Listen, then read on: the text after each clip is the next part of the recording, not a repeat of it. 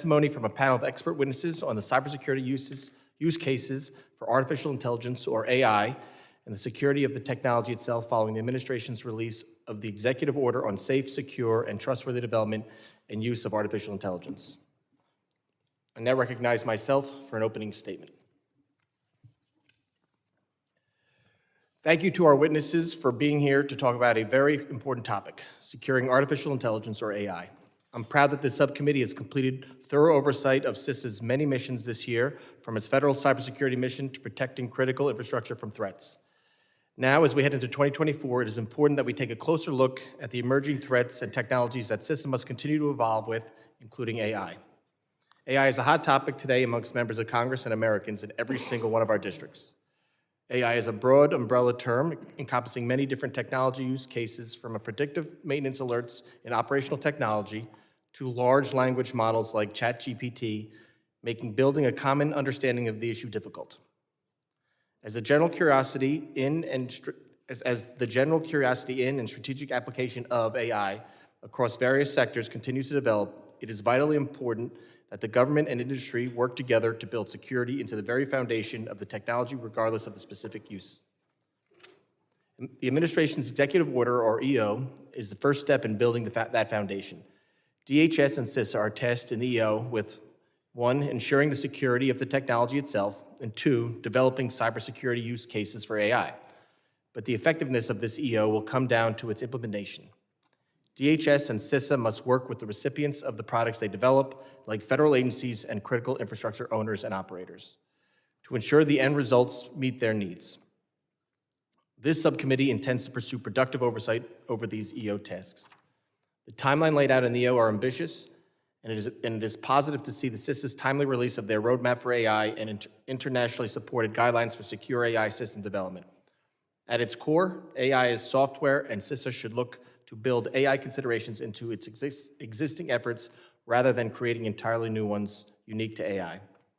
Identifying all future use cases of AI is nearly impossible, and CISA should ensure that its initiatives are iterative, flexible, and continuous, even after the deadlines in the EO pass, to ensure that the guidance it provides stands the test of time.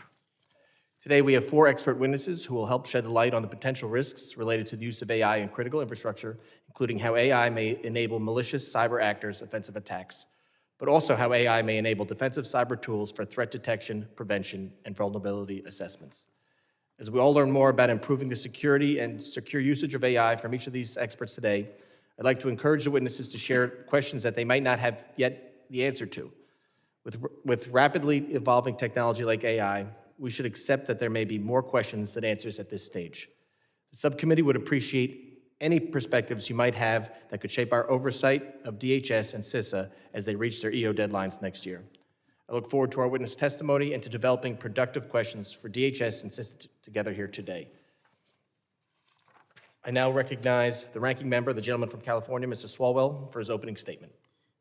Thank you, Chairman. And as we close out the year, I want to thank the Chairman for what I think has been a pretty productive year on the subcommittee as we've taken on a lot of the challenges in this realm. I also want to offer my condolences to the Chairman of the overall committee for the families impacted by the devastating tornadoes that touched down in Chairman Green's district in Tennessee over the weekend. So my staff and I and the committee staff are keeping Chairman Green and his constituents in our thoughts as we grieve for those that we've lost as they rebuild. Turning to the topic of today's hearing, the potential of artificial intelligence has captivated scientists and mathematicians since the late 1950s. Public interest has grown, of course, from watching Watson beat Ken Jennings at Jeopardy to AlphaGo debating and defeating the world champion Go player in 2015 to the debut of ChatGPT just over a year ago. The developments of AI over the past 5 years have been generating interest and investment and have served as a catalyst to drive public policy that will ensure that the United States remains a global leader in innovation and that AI technology is deployed safely, securely, and responsibly. Over the past year alone, the Biden administration has issued a blueprint for AI rights, a national AI research resource roadmap, a national AI R&D strategic plan, and secured voluntary commitments by the nation's top AI companies to develop AI technology safely and securely. And of course, as the chairman referenced, just over a month ago, the president signed a comprehensive executive order that brings the full resources of the federal government to bear to ensure the United States can fully harness the potential of AI while mitigating the full range of risks that it brings. I was pleased that this executive order directs close collaboration with our allies as we develop policies for the development and use of AI. For its part, CISA is working with its international partners to harmonize guidance for the safe and secure development of AI. 2 weeks ago, CISA and the UK's National Cybersecurity Centre issued joint guidelines for secure AI system development. These guidelines were also signed by the FBI and the NSA, as well as international cybersecurity organizations from Australia, Canada, France, Germany, and Japan, among others.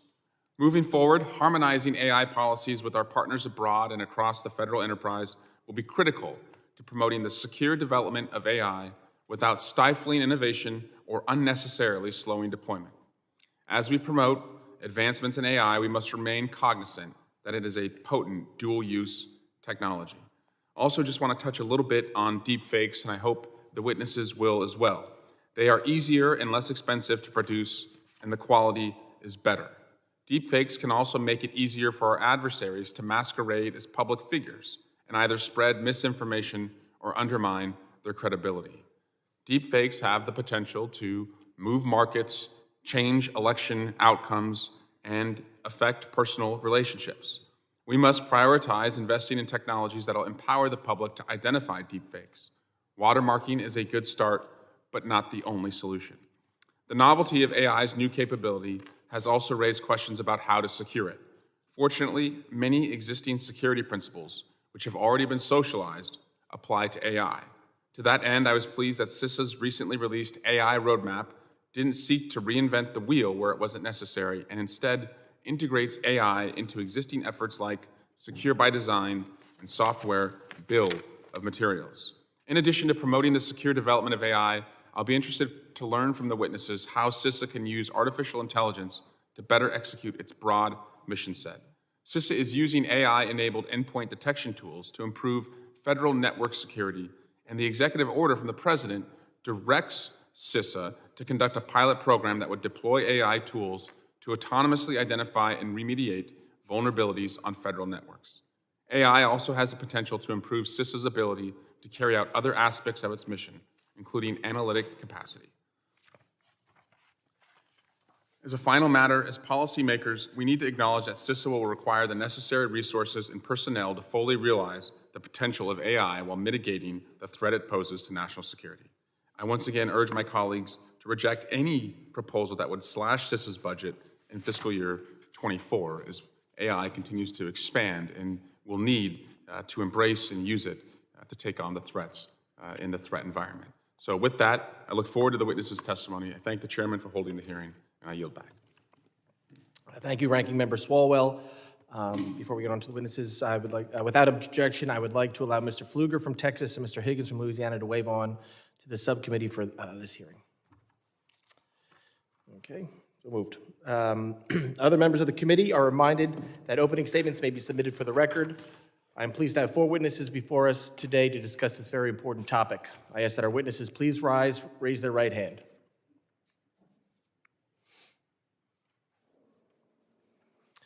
Do you solemnly swear that the testimony you will give before the Committee on Homeland Security of the United States House of Representatives will be the truth, the whole truth, and nothing but the truth, so help you God? Let the record reflect that the witnesses have all answered in the affirmative. Thank you. Please be seated. I would now like to formally introduce our witnesses. First, Ian Swanson is the CEO and founder of Protect AI, a cybersecurity company for AI. Prior to founding Protect AI, Mr. Swanson led Amazon Web Services, Worldwide AI, and a machine learning, or ML, business. He also led strategy for AI and ML products at Oracle. Earlier in his career, he also founded datascience.com and was an executive at American Express, Sprint, and Symmetrics. Debbie Taylor Moore is Vice President and Senior Partner for Cybersecurity Consulting Services at IBM. She's a 20-plus year cybersecurity executive and subject matter expert on emerging technologies in cybersecurity, including AI. Ms. Moore has also led security organizations at Secure Info, Kratos Defense, Verizon Business, and others. Timothy O'Neill is Vice President, Chief Information Security Officer and Product Security, at Hitachi Vantara, a subsidiary of Hitachi at the forefront of the information technology and operational technology convergence across multiple critical infrastructure sectors. Prior to this role, he held leadership roles at Amazon, Hewlett-Packard, and Blue Shield of California. Mr. O'Neill has served as law enforcement officer focused on cyber crime forensics and investigations. Alex Stamos is the Chief Trust Officer at SentinelOne, where he works to improve the security and safety of the internet. Mr. Stamos has also helped companies secure themselves in prior roles at the Krebs Stamos Group, Facebook, and Yahoo. Of note, he also advises NATO's Cybersecurity Center of Excellence, which this subcommittee had the privilege of visiting Estonia in June. Thank you all for being here today. Mr. Swanson, I now recognize you for 5 minutes to summarize your opening statement. Good morning, members of the Subcommittee on Cybersecurity and Infrastructure Protection. I want to start by thanking the chairman and ranking member for hosting this important hearing and inviting me to provide testimony. My name is Ian Swanson. I am the CEO of Protect AI. Protect AI is a cybersecurity company for artificial intelligence and machine learning. For many companies and organizations, AI is the vehicle for digital transformation, and machine learning is the powertrain. As such, a secure machine learning model serves as the cornerstone for a safe AI application. Imagine there is a cake right here before us. We don't know how it got here, who delivered it. We don't know the baker. We don't know the ingredients or the recipe. Would you eat a slice of this cake? Likely not. This cake is not just any dessert. It represents the AI systems that are becoming increasingly fundamental to our society and economy. Would you trust AI if you did not know how it was built? If you did not know the practitioner who built it? How would you know it is secure? Based on my experience, millions of machine learning models powering AI are currently operational nationwide, not only facilitating daily activities, but also embedded in mission-critical systems and integrated within our physical and digital infrastructure. Given the importance of these systems to a safe, functioning government, I pose a critical question. If this committee were to request a comprehensive inventory of all machine learning models and AI in use in any enterprise or U.S. government agency detailing the ingredients, the recipe, and the personnel involved, would any witness, business, or agency be able to furnish a complete and satisfactory response? Likely not. Secure AI requires oversight and understanding of an organization's deployments. However, many deployments of AI are highly dispersed and can heavily reliant on widely used open source assets essential to the AI lifecycle. This situation potentially sets the stage for a major security vulnerability akin to the SolarWinds incident, posing a substantial threat to national security and interests. The potential impact of such a breach could be enormous and difficult to quantify. My intention today is not to alarm, but to urge this committee and other federal agencies to acknowledge the pervasive presence of AI in existing U.S. business and government technology environments. It is imperative to not only recognize, but also safeguard and responsibly manage AI ecosystems. To help accomplish this, AI manufacturers and AI consumers alike should be required to see, know, and manage their AI risk. Yes, I believe the government can help set policies to better secure artificial intelligence. Policies will need to be realistic in what can be accomplished, enforceable, and not shut down innovation or limit innovation to just large AI manufacturers. I applaud the work by CISA and support the 3 Secure by Design software principles that serve as their guidance to AI software manufacturers. Manufacturers of AI and machine learning must take ownership for the security of their products and be held responsible, be transparent on security status and risks of their products, and build in technical systems and business processes to ensure security throughout the AI and machine learning development lifecycle, otherwise known as MLSecOps, Machine Learning Security Operations. While Secure by Design and CISA roadmap for artificial intelligence are a good foundation, it can go deeper in providing clear guidance on how to tactically extend the methodology to artificial intelligence. I recommend the following 3 starting actions to this committee and other U.S. government organizations, including CISA, when setting policy for secure AI. create a machine learning bill of materials standard in partnership with NIST and other US government entities for transparency, traceability, accountability, and AI systems, not just a software bill of materials, a machine learning bill of materials. Invest in protecting the artificial intelligence and machine learning open source software ecosystem. These are the essential ingredients for AI. Continue to enlist feedback and participation from technology startups, not just the large technology incumbents. I and my company, Protect AI, stand ready to help maintain the global advantage in technologies, economics, and innovations that will ensure the continued leadership of the United States in AI for decades to come. We must protect AI commensurate to the value it will deliver. There should be no AI in the government or in any business without proper security of AI. Thank you, Mr. Chairman, Ranking Member, and the rest of the committee for the opportunity to discuss this critical topic of security of artificial intelligence. I look forward to your questions. Thank you, Mr. Swanson. And just for the record, I probably would have eaten the cake. You would have eaten. Ms. Moore, I now recognize you for 5 minutes to summarize your opening statement. Thank you, Chairman Garbarino, Ranking Member Swalwell, and distinguished members of the subcommittee. I am very honored to be here. In my 20-plus year career in cybersecurity, including working with DHS since its inception, as both a federal contractor as well as a woman-owned small business leader, let me ground my testimony by saying that the potential for AI to bolster cybersecurity for our critical infrastructure is enormous. Second, as IBM, who's been engaged for more than half a century in the AI space, is a leading AI company, let me add that AI is not intrinsically high risk. Like other technologies, its potential for harm is expressed in both how it is used and by whom.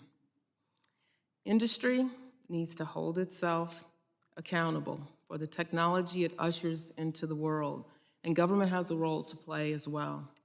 Together, we can ensure the safe and secure development and deployment of AI in our critical infrastructure, which, as this subcommittee knows well, underpins the economic safety and the physical well-being of the nation. In fact, my clients are already taking measures to do just that. I work with clients to secure key touch points, their data, their models, and their AI pipelines, both legacy and their plans for the future. We help them to better understand, assess, and clearly define the various levels of risk that government and critical infrastructure alike need to manage. For example, through simulated testing, we discovered that there are ways for adversaries to conduct efforts like derailing a train or other disruptive and destructive types of attacks. That knowledge helped us to create preventative measures to stop it from happening in real-world instances, and the same is true for things like compromise of ATM machines and other critical infrastructure. We also conduct simulations or red teaming to mimic how an adversary could or should attack. We can apply these simulations to, for example, popular large language models to discover flaws and exploitable vulnerabilities that could have negative consequences or just produce unreliable results. These exercises are helpful in identifying risks to be addressed before they could manifest into active threats. In short, my clients know that AI, like any technology, could pose risk to our nation's critical infrastructure, depending on how it's developed and deployed, and many are already engaging to assess, mitigate, and manage that risk. So my recommendation for the government is to accelerate existing efforts and broaden awareness and education rather than reinventing the wheel. First, CISA should execute on its roadmap for AI and focus on 3 particular areas. Number 1 would be education and workforce development. CISA should elevate AI training and resources from industry within its own workforce and critical infrastructure that it supports. As far as the mission, CISA should continue to leverage existing information sharing infrastructure that is sector-based to share AI information such as potential vulnerabilities and best practices. CISA should continue to align efforts domestically and globally with the goal of widespread utilization of tools and automation. And from a governance standpoint, to improve understanding of AI and its risks, CISA needs to know where the AI is enabled and in which applications. This existing AI usage inventory, so to speak, could be leveraged to implement an effective AI governance system. An AI governance system is required to visualize what needs to be protected. And lastly, we recommend that when DHS establishes the AI Safety and Security Advisory Board, it should collaborate directly with those existing AI and security-related boards and councils and rationalize the threat to minimize hype and disinformation. This collective perspective matters. I'll close where I started. Addressing the risks posed by adversaries is not a new phenomenon. Using AI to improve security operations is also not new, but both will require focus. And what we need today is urgency, accountability, and precision in our execution. Thank you very much. Thank you, Ms. Moore. Mr. O'Neill, I now recognize you for 5 minutes to summarize your opening statement. Thank you, Chairman Garbarino, Ranking Member Swalwell, and members of the subcommittee for inviting me here today. I'm Tim O'Neill, the Chief Information Security Officer and Vice President of Product Security at Hitachi Vantara. Hitachi Vantara is a subsidiary of Hitachi Limited, a global technology firm founded in 1910, whose focus includes helping create a sustainable society via data and technology. We co-create with our customers to leverage information technology, IT, operational technology, OT, and our products and services to drive digital, green, and innovative solutions for their growth. IT is probably familiar to you, but OT encompasses data being generated by equipment, infrastructure, or a control system that can then be used to optimize the operation and for other benefits. Because of our heavy focus on the intersection of IT and OT, one of our major areas of business development and research has been in the industrial AI area. Industrial AI has the potential to significantly enhance the productivity of U.S. manufacturing and create working environments that benefit employees assembling products. Today's AI systems include tools that workers can use to enhance their job performance. Programs are predicting possible outcomes and offering recommendations based on the data being given to them and what the program has been trained to understand as the most likely scenario. That is true of a predictive maintenance solution Hitachi may create for a client to help them more quickly ascertain the likely cause of a breakdown, or in the case of a generative AI system that is predicting what the next sentence could be in a maintenance manual. The U.S. government has taken a number of positive steps over the last 5 years to promote and further the development of AI. We encourage the U.S. to further the development of AI through international engagements and reaffirming the U.S.'s commitment to digital trade standards and policies and digital trade titles and treaties like the ones found in the USMCA. The recent AI Executive Order, EO, speaks frequently to the necessity of securing AI systems. CISA's core mission focuses on cyber threats and cybersecurity, making them the obvious agency to take the lead in implementing this part of the EO. CISA is integral to supporting and providing resources for other agencies on cyber threats and security, as those agencies then focus on their roles in implementing the executive order. This mission is vital to the federal government and where CISA is by far the expert. We applaud the CISA team for their excellent outreach to stakeholders in private industry to understand implications of security threats and help carry out solutions in the marketplace. Their outreach to the stakeholder community is a model for other agencies to follow. As CISA's expertise lies in assessing the cyber threat landscape, They are best positioned to support the AIEO and help further development of AI innovation in the U.S. As CISA continues its mission, we recommend focusing on the following areas to help further the security of AI systems. 1, work across agency to avoid duplicative requirements that must be tested or complied with. 2, focus foremost on the security landscape, being the go-to agency for other federal agencies as they assess cyber-related AI needs.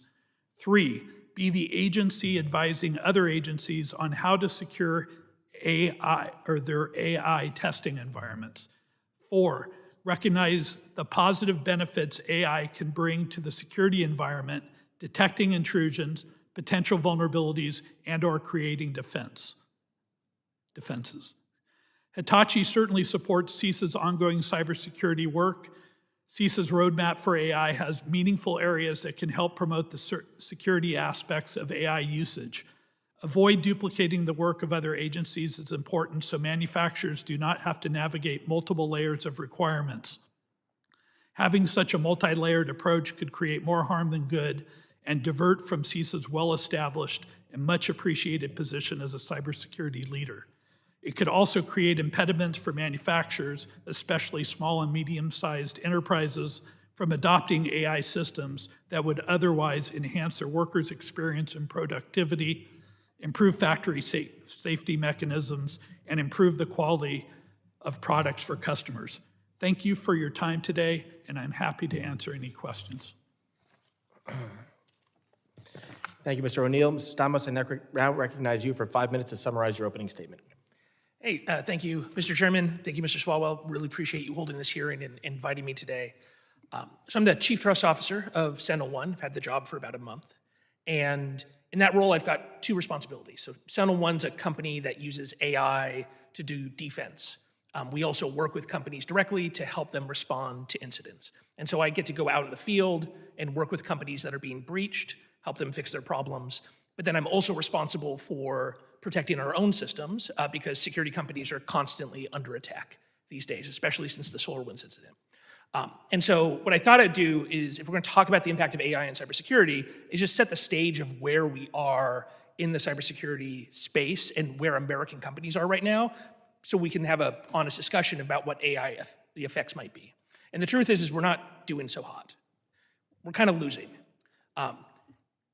We talk a lot in our field about the really high-end actors, the state actors, the GRU, the FSB, the MSS, the folks that you guys get classified briefings on. And that's incredibly important, right? Just this weekend, we learned more about Volt Typhoon, a Chinese actor breaking into the Texas power grid, a variety of critical infrastructure providers.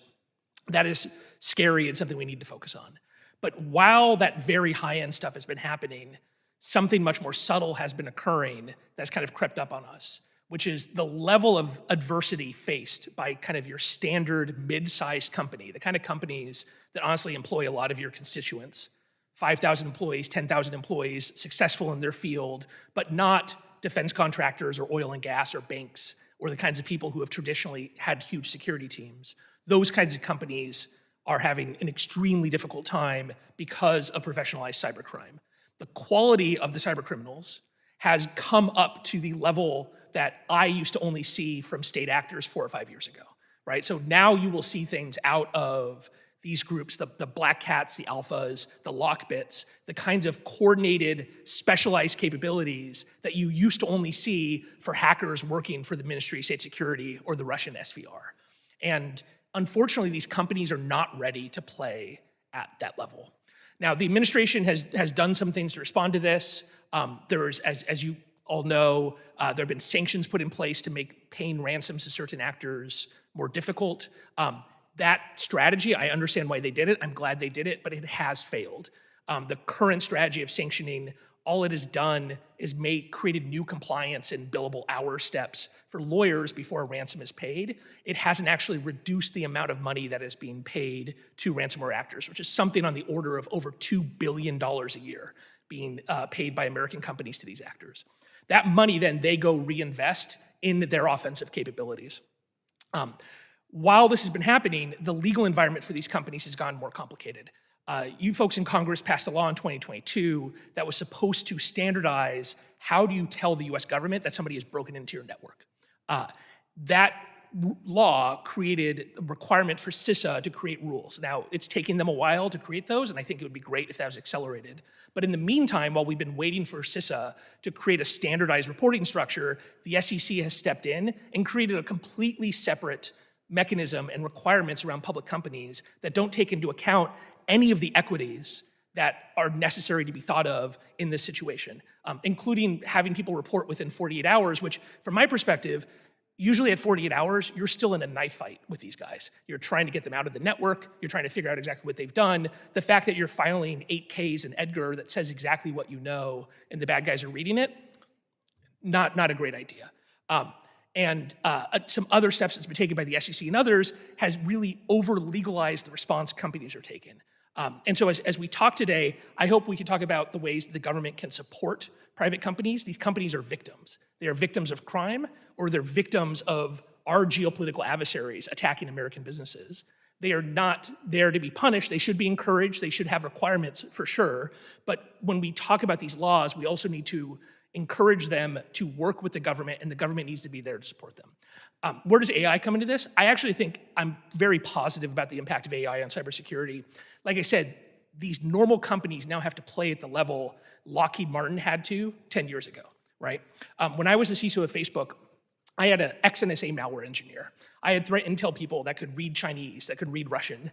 I had people who had done incident response at hundreds of companies. There is no way an insurance company in one of your districts can go hire those people.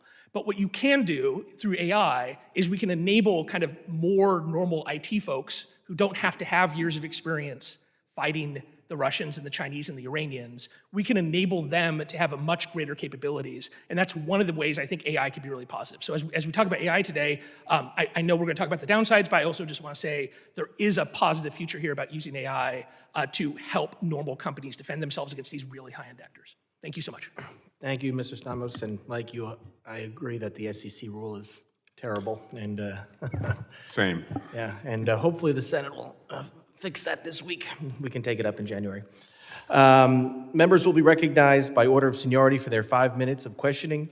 An additional round of questioning may be called after all the members have been recognized. I now recognize, well, we're not going to go in seniority. I'm going to go with Mr. Luttrell from Texas for 5 minutes. Thank you, Mr. Chairman. Thank you all for being here today. This is definitely a space that we need to be operating in from now to the very extensive future.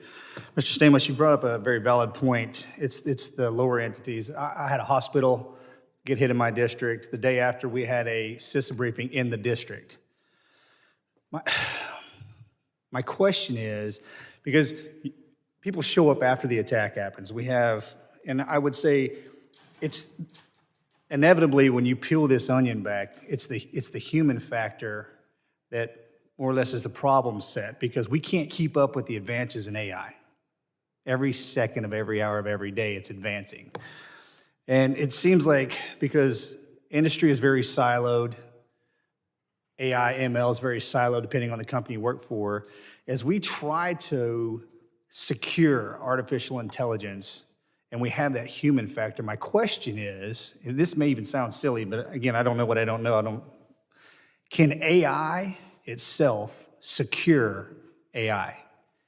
Is there any way that we can remove as much error as possible and have artificial intelligence work to secure artificial intelligence? Because as the humans, we can't work that fast.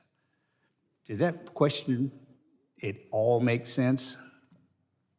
Mr. Stamos, you start that. Yes, absolutely, sir. I think it does make sense. I think where we're going to end up is we're moving out of a realm. This stuff is happening so fast where human reaction time is not going to be effective anymore. Correct, yes. And it is going to be AI v. AI.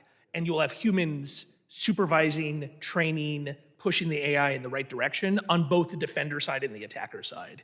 Is there anything that lives out there right now in the AI ML space that's combating on its, and I dare not say on its own because I don't want to talk about the singularities and scare people out of their clothes, Yeah. but are we even remotely close? Because I agree with your other statement you said, we're behind on this one. Yeah, so there's a bunch of companies, including our own, that use AI in defensive purposes. Most of it right now is you get, one of the precepts of modern defense and large networks is you gather up as much telemetry data, you suck as much data as possible into one place. But the problem is having humans look at that is effectively impossible. And so using AI to look through the billions of events that happen per day inside of a medium-sized enterprise is what is happening right now. The problem is the AI is not super inventive yet. And I think that's where we're looking as defenders to make it more creative and more predictive of where things are going and better at noticing things, weird attacks that have never been seen before, which is still a problem. And how do we even see something at that speed? I mean, Mr. Swan, we're into exascale computing, if I'm saying that correctly. How does the federal government model and scale this in order to support our industry? Yeah, it's a great question. I think we need to boil it down, though, to the basics in order to build. I'm all about that, absolutely, yeah, please. And I think the simplest things need to be done first. And that is, we need to use and require a machine learning bill of materials, so that record, that ledger, so we have provenance, so we have lineage, so we have understanding of how the AI works. Is it even possible to enclave that amount of retrospective, prospective data? It is. It is, and it's necessary. I believe it's necessary, but how do we even, I don't even know what that looks like. We have 14 national laboratories with some of the fastest computers on the planet. I don't even think we touch it yet. And as I said, I think there are millions of models live across the United States. But there definitely is software from my company and others that are able to index these models and create bill of materials. And only then do we have visibility and auditability to these systems, and then you can add security. How do we share that with Rosie's Flower Shop in Magnolia, Texas? I think that's a challenge, but we're going to have to work on that. That's hand in something we're hand trying to figure go out. down with all of you and say, how do we bring this down to small, medium-sized businesses and not just the large enterprises and the AI incumbents? I have 30 seconds. I'm sorry I can't get to each and every one of you, but I would really like to see a broken out infrastructure on the viability of threats and the attack mechanism that we can populate or support at our level to get you what you need. Again, we can't see that speed. That is just, and I don't think people can appreciate the amount and just the sheer computational analytics that go into where we are right now, and we are still in our infancy. But if we had the ability to, if you can put it in crayon for me, it's even better.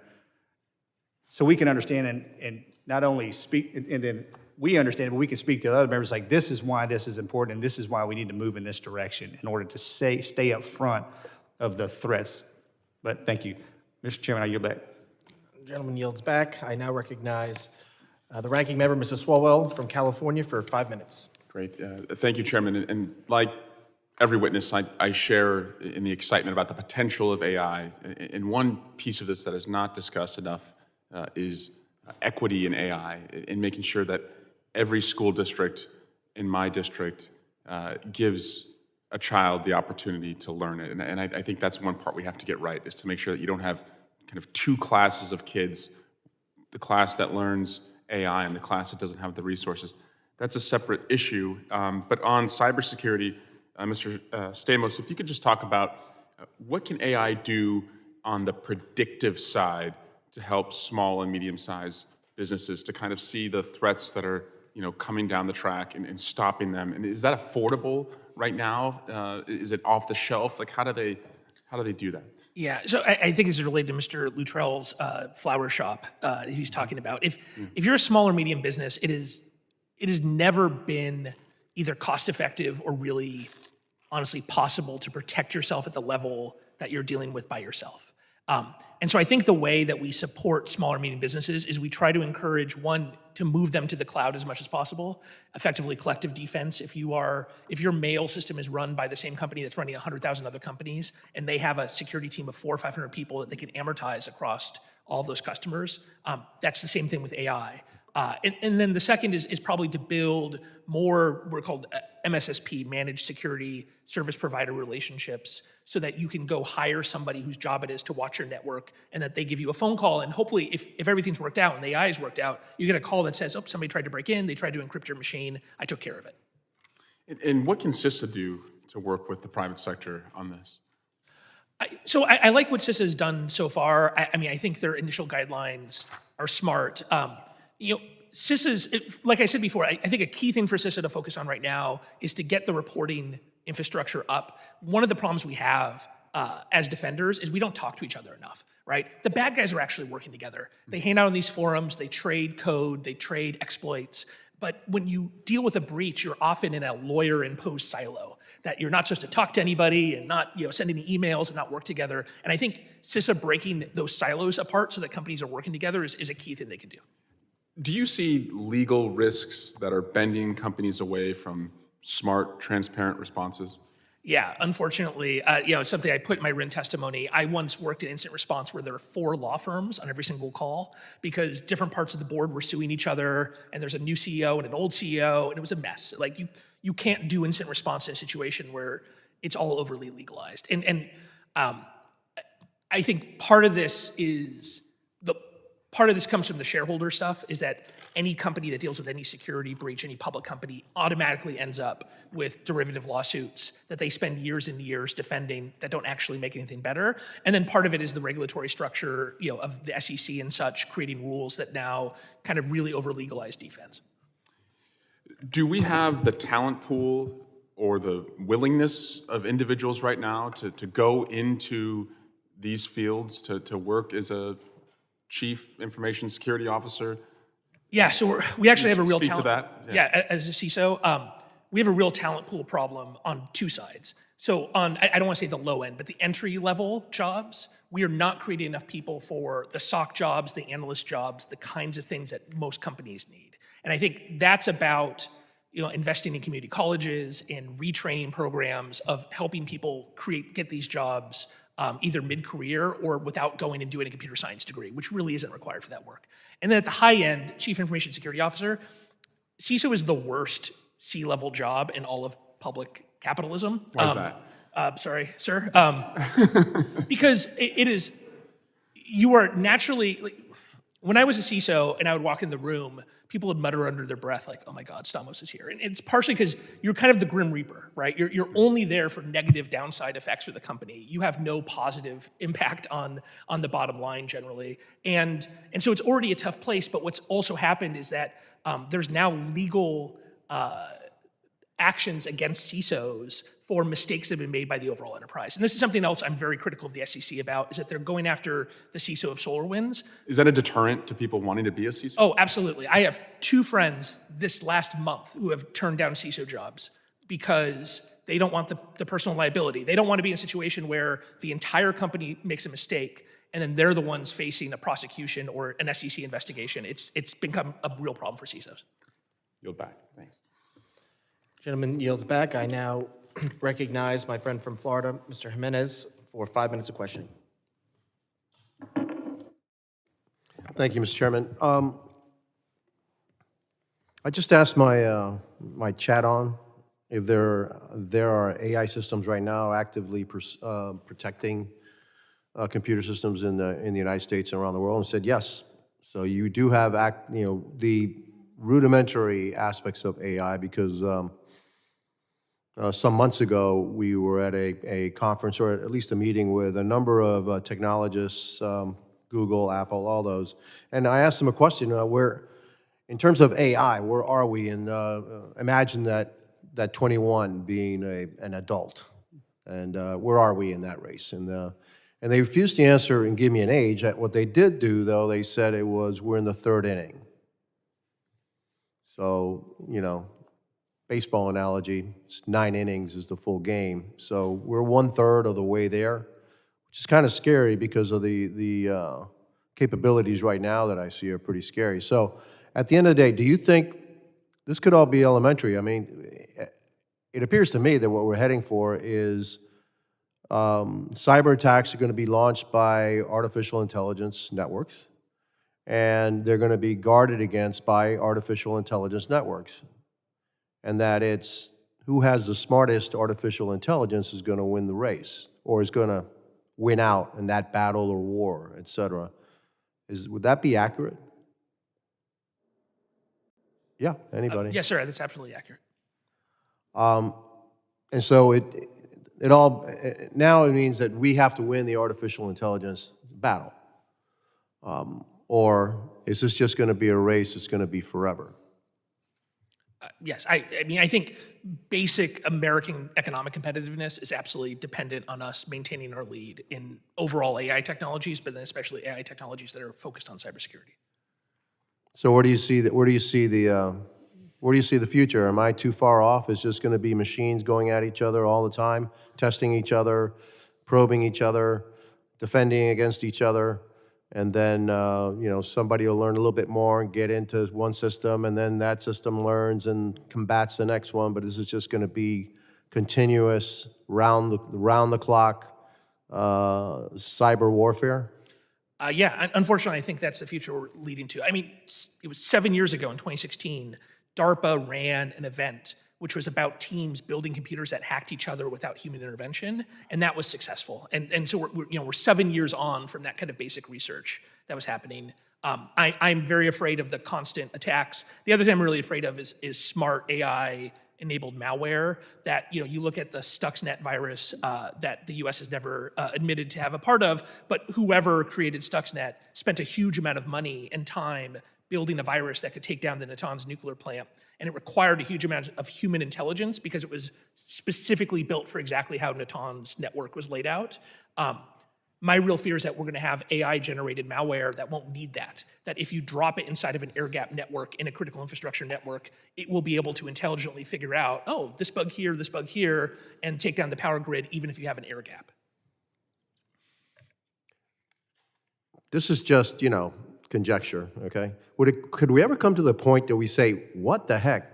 Nothing is ever going to be safe, and therefore chuck it all and say we're going to go back to paper and we got to silo all our stuff. Nothing can be connected anymore because anything that's connected is vulnerable. All our information is going to be vulnerable, no matter what we do. That eventually somebody will break through, and then we're going to be at risk.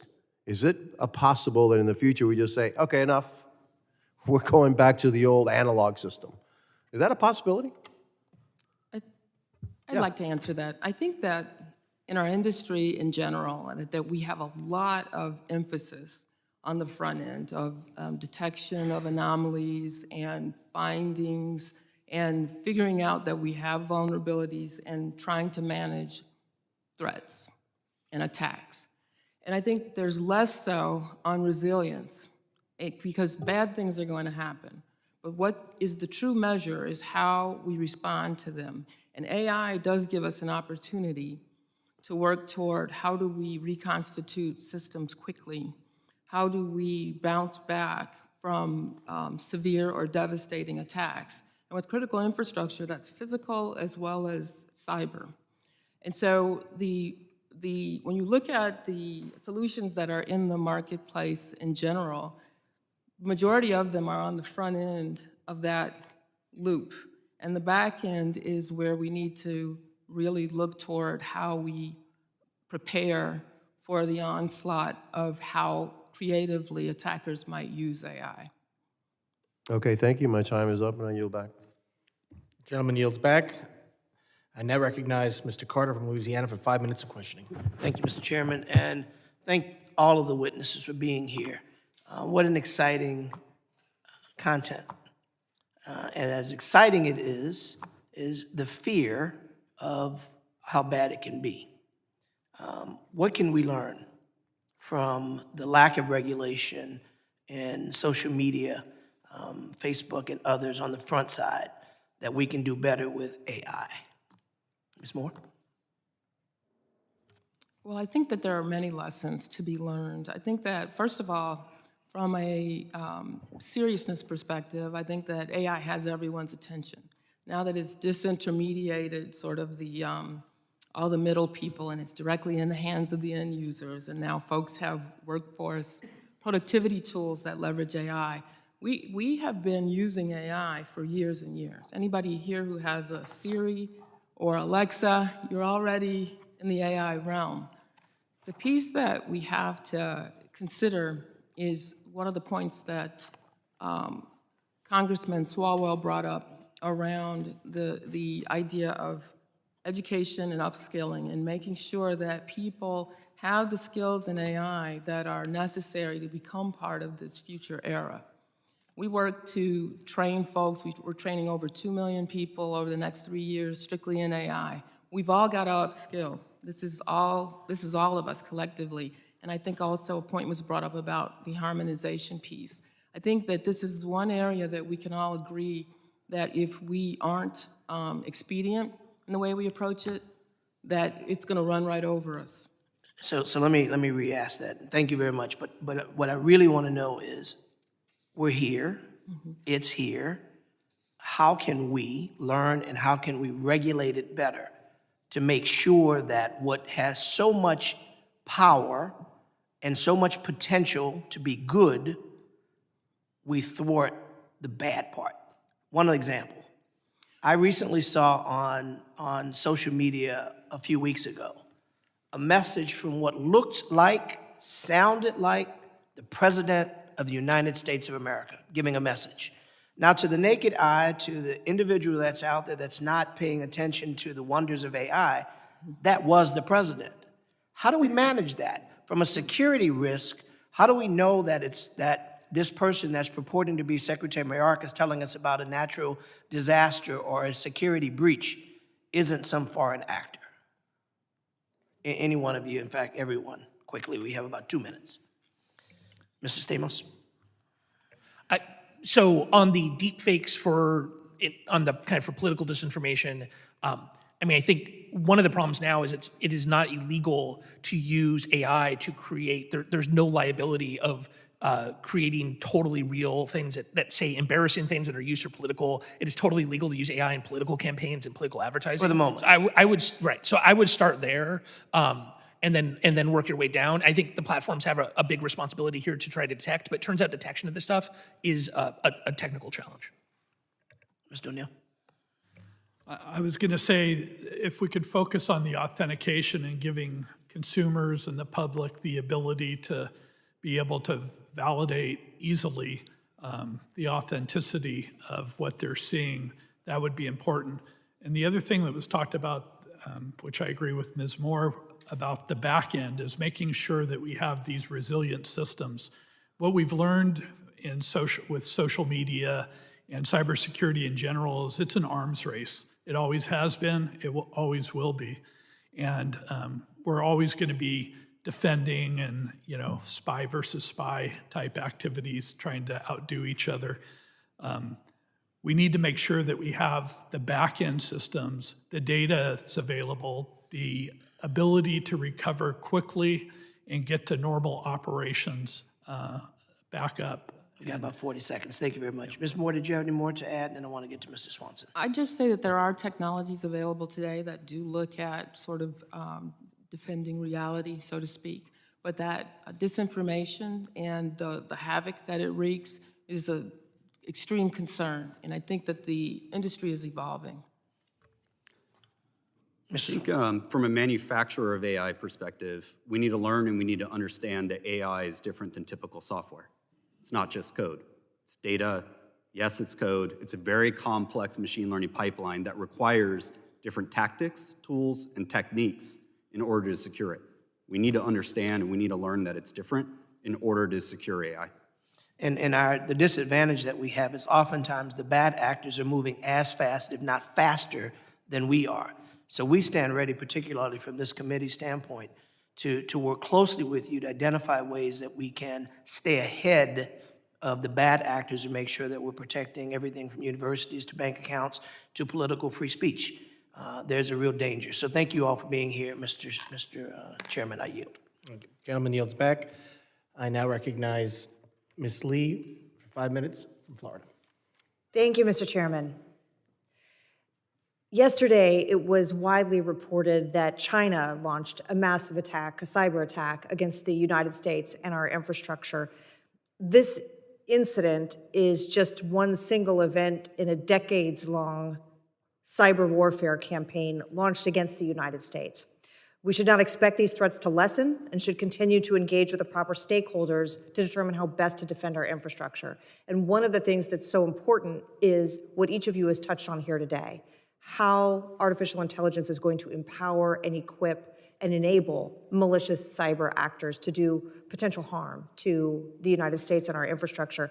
I'd like to start by returning to something you mentioned, Mr. Stamos. I was interested in this point during your testimony with Mr. Jimenez. You described a scenario where artificial intelligence malware could essentially deploy within critical infrastructure on an air-gapped network. Can you share with us a little bit more about how you visualize that threat occurring? How would it get to the air-gapped network in the first place? Right. So, the example I was using is the most famous example of this is Stuxnet, where the exact mechanism which the jump to air gap has not been totally determined. But one of the theories is that Stuxnet was spread pretty widely among the Iranian population, and somebody made a mistake. They charged a phone, they plugged in their iPod at home, and then that it jumped on the USB device into the network. And so there are constantly, whenever you work with like secure air gap networks, there are constant mistakes that are being made where people hook them up, people bring devices in, stuff like that. Thank you. And Ms. Moore, I'd like to go back to your point when you talked about the inevitability that there will be incidents, that there will be vulnerabilities, and that one of the things that we can do that's most productive is to focus on resilience, recovery, rebuilding. You've had unique experience working before in federal government on several cybersecurity initiatives. Would you share with us your perspective on how DHS and CISA can best be thinking about those concepts and how we should be measuring success and performance in that way? That's a very good question. I think that one of the things that we have to move away from in general is measuring based on compliance and the knowledge only of that we have around what we know is a known threat. And so again, the way I said earlier, that we spend a lot of time sort of cataloging all of our concerns.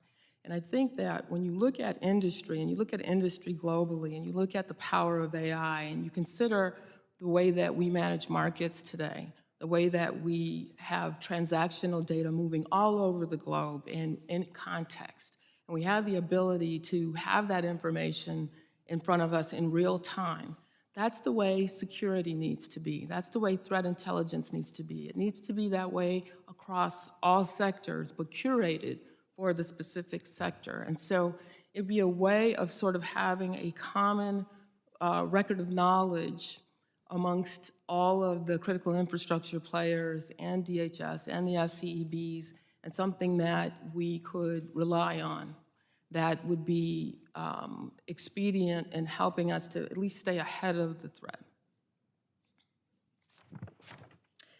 And as far as the EO itself that directs DHS to develop a pilot project within the federal civilian executive branch systems, is there any specific information that you think would be helpful for DHS and CISA to share with the private sector as they determine lessons learned from the pilot? For me? Yes, I think that there is extreme importance around what we consider to be iterative learning. In the same way that AI models go out and they train themselves literally train themselves iteratively, we need to do the same thing. So in so many instances throughout global enterprises everywhere, we have lessons learned, but they're not always shared completely, nor do we model these threats in a way that we learn collectively where the gaps are and do that consistently. And Mr. O'Neill, a question for you. Do you find that generally companies in the private sector are considering the cybersecurity background risk profile of artificial intelligence products when deciding whether to use them? And how can CISA better encourage that type of use of AI that is secure by design? Thank you for the question. I'm a big fan of CISA, especially with the guidance, the tactical and strategic information they're providing to businesses about threat actors and so forth. In their secure by design, one of the things they call for is doing threat modeling. And when you're designing applications and systems and so forth, if you're doing the threat modeling, you're basically now having to contend with and understand that you're going to be attacked by automated systems or having AI used against you. So I think that helps. Sorry, don't know what that is. Oh. Not to That worry. would be one thing. The other thing I would recommend to CISA would be, they're very focused on giving great information about the type of exploits that attackers are using, and it really helps with defenses and so forth.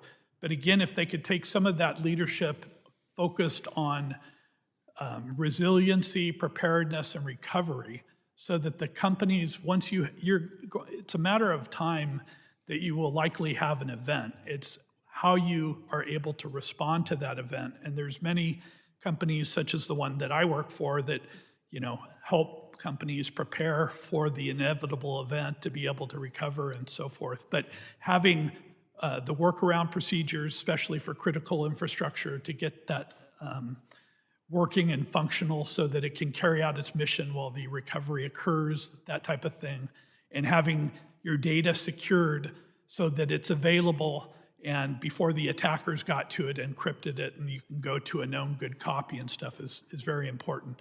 I think they could expand their scope a little more to help companies to be able to really have the workaround procedures and the testing and so forth, just like they do the red team testing to find the vulnerabilities and try to prevent the issues, but also on the backside to recover and learn from the incidents to drive continuous improvement.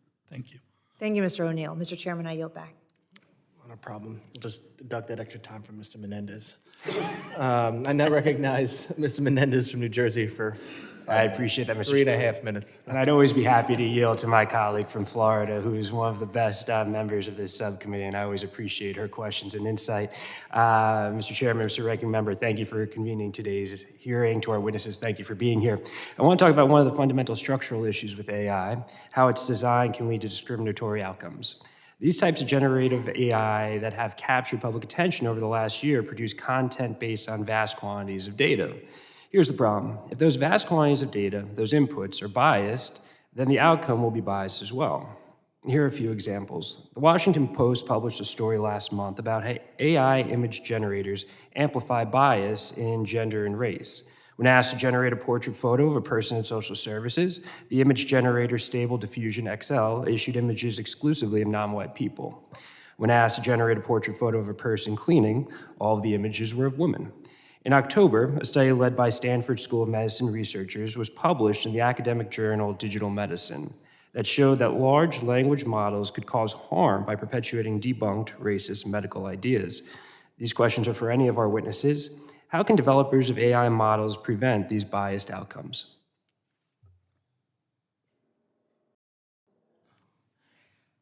First of all, in terms of both from a security standpoint as well as from a bias standpoint, all teams need to be diverse. And let me just say that from a security standpoint, when we're doing things like red teaming and we're going in and assessing vulnerabilities, we need a team of folks that are not just security people. We need folks who are also very deep in terms of subject matter expertise around AI and how people develop models, train models associated with malware that is adaptive maybe in nature, but those teams don't look like our traditional red teaming teams. On the bias front, same thing. The data scientists, developers, and folks that are building the models and determining the intent of the model need to look like everybody else who is impacted by the model. And that's how we move further away from disparate impact, where groups are impacted more than others. Algorithms control who gets in what school, what kind of insurance you have, where you live, if you get a mortgage, all of these things. These are very important things that impact our lives. And so when folks are building models, the intent of the model and the explainability of the model, being able to explain the purpose, where the data came from, and attribute those sources, being able to ensure that that model is ethical. These are all things that security may be able to point out to you the problem, but the tone is at the top of the organization in terms Yeah, of so making I want those to follow up with you, and then I'll circle back to any of the other witnesses on that first question. But that's the question that we've sort of grappled with on this committee, is one, just the workforce development within the cyber community and what that looks like, and then ensuring, right, especially with AI, as you allude to in your answer, that it's reflective of the larger community. In your opinion, how do we build teams? How do we grow the cyber workforce so it's a diverse group of individuals that can bring these backgrounds into the cyber career? Well, I think it's commitment. I know that IBM, for instance, has stood up 20 HBCU cybersecurity centers across 11 states. And this is all at no additional cost to the folks who will get this training. I think that AI is not unlike cybersecurity.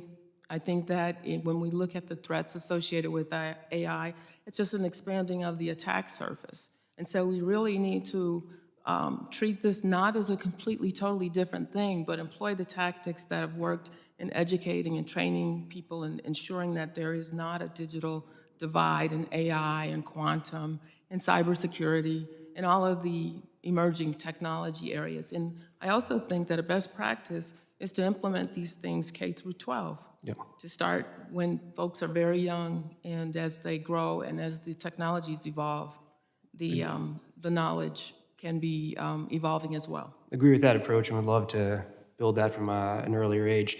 I have to pivot real quickly. One of the things that I want to focus on is less than a year before the 2024 election. We see the potential for generative AI increasingly likely spreading misinformation with respect to our elections. For any of the witnesses, what specific risk does AI pose to election security? I think there's too much focus on a specific video or image being created of a presidential candidate. You know, if that happened, every media organization in the world would be looking into whether it's real or not. I think the real danger from AI in 2024 and beyond, and again, you got India, you've got the EU, there's a ton of elections next year. The real problem is it's a huge force multiplier for groups who want to create content. If you look at what the Russians did in 2016, they had to fill a building in St. Petersburg with people who spoke English. You don't have to do that anymore. A couple guys with a graphics card can go create the same amount of content on their own, and that's what really scares me, is that you'll have groups that used to not have the ability to run large professional troll farms to create all this content, the fake photos, the fake profiles, the content that they push, that now a very small group of people can create the content that used to take 20 or 30. And can be quickly shared, right, through social media. So it's your force multiplier, exactly right. Not just the production, but the sharing quality as well rapidly increases, and then the spread of it, and that's going to be a challenge. I wish I had more time, but the chairman distracted me at the beginning of my line of questioning, so I have to yield back the time that I don't have. Thank You're you, not sir. allowed to take time from me, so it's all right. I believe we're going to do a second round because this is so interesting. So, gentleman yields back time that he didn't have. I now recognize myself for 5 minutes of questions. Ms. Moore, Mr. O'Neill brought up red teaming in one of his answers before, and I understand CISA is tasked in the executive order with supporting red teaming for generative AI. Do you believe CISA has the expertise and bandwidth necessary to support this? And what would a successful red teaming program look like? I think that CISA is like everyone else. We're all looking for more expertise that looks like AI expertise in order to be able to change the traditional red team. With the traditional red teaming, the important piece of this is that so you're essentially testing the organization's ability to both detect the threat and also how does the organization respond. And these are real-world simulations. And so once you've established that there are gaps, the hard part is remediation. The hard part is now I need more than the folks that have looked at all of this from a traditional security standpoint, and I need my SMEs from the data scientist, data engineer perspective to be able to help to figure out how to remediate. And when we're talking about remediation, we're back to where we started in terms of this discussion around we have to close the gaps so that they are not penetrated over and over and over again. So there, I guess there's a concern, if we find the weakness, there might not be the knowledge to fix it? We have to upskill. Okay. Mr. O'Neill, another question about the EO. CISA is tasked with developing sector-specific risk assessments in the EO, but I understand there are many commonalities or similar risks across sectors. How can CISA ensure that it develops helpful assessments that highlight the unique risks for each sector? And would it make more sense for CISA to evaluate risk based on use cases rather than sector by sector? I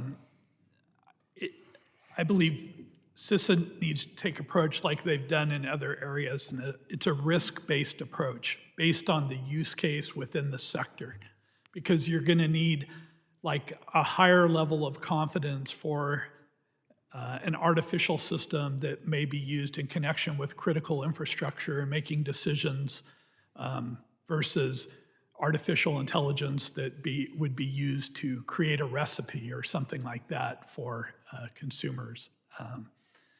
But the other thing where CISA could really help, again, is the secure by design in making sure that when you're doing threat modeling, you're not only considering the malicious actors that are out there, but also the inadvertent errors that could occur that would introduce like bias into the artificial intelligence model.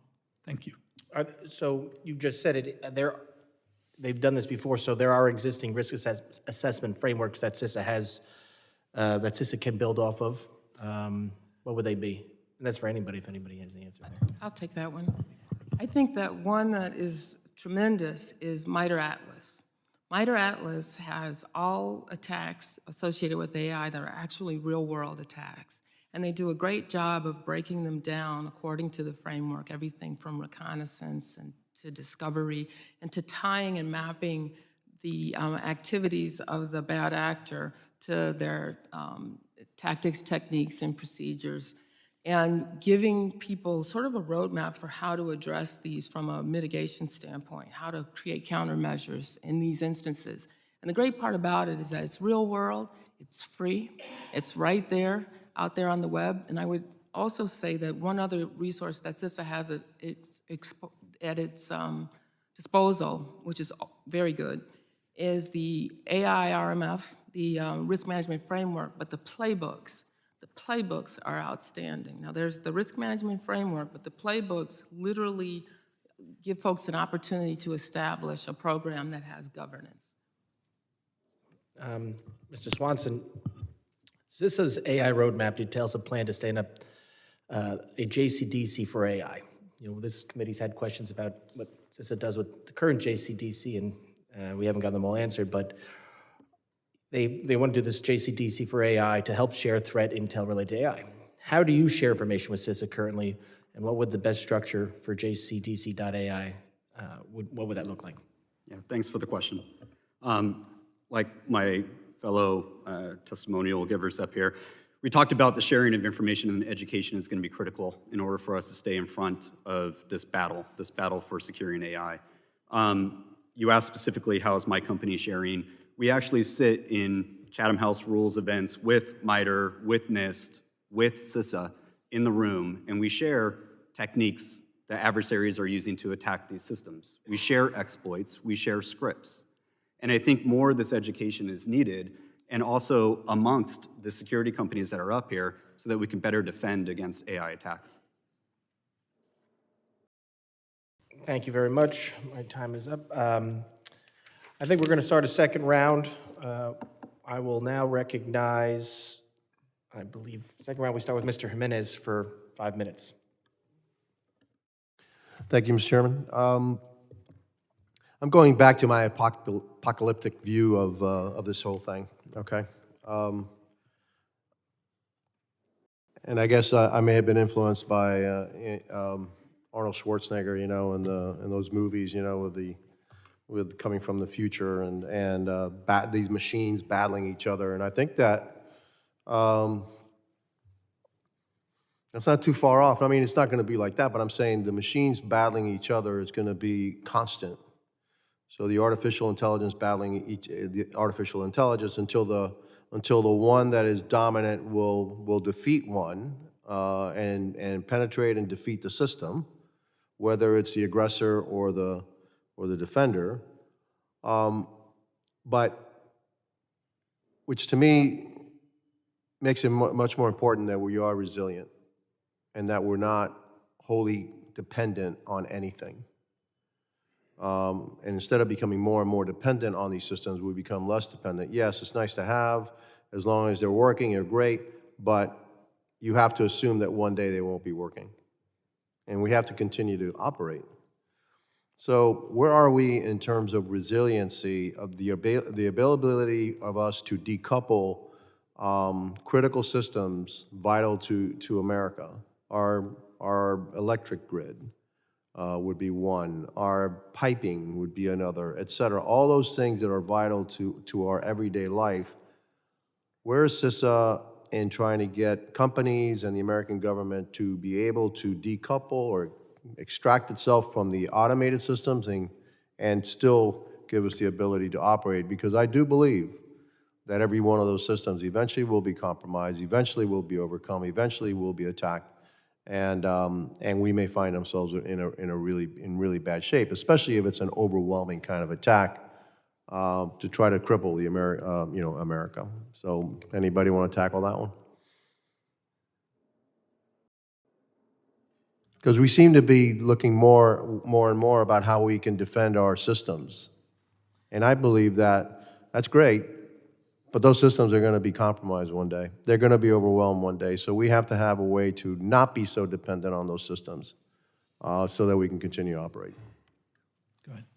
I think that one of the things that with any sort of preparation for the inevitable or preparation for potential disaster or catastrophe, if you will, really is rooted in exercises. I think that from an exercise perspective, we have to look at where we are vulnerable, certainly, but we have to include all the players. And it's not just the systems that get attacked, but also everything from every place within the supply chain, as well as emergency management systems, as well as municipalities and localities.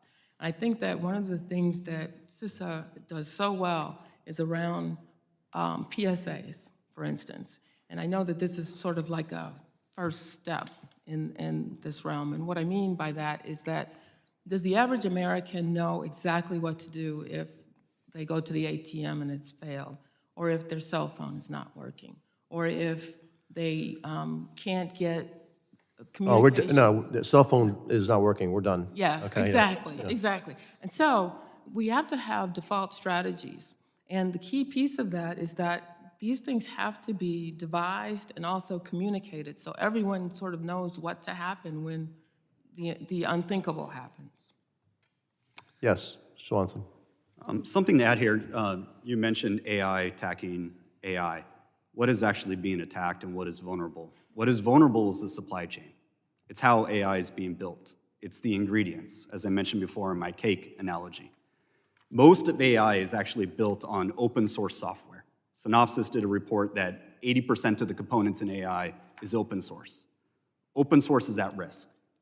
CISA can set guidelines and recommendations and also, with the government's help, bug bounties to actually go in there and secure the supply chain. That's what AI will be attacking. I'm not so much, I know about the supply chain. I was actually worried about the critical infrastructure itself. Yep. Our grid, our electric grid being knocked out, our energy grid being knocked out. And you're right about foods, the supply chain, et cetera, food and all that being knocked out.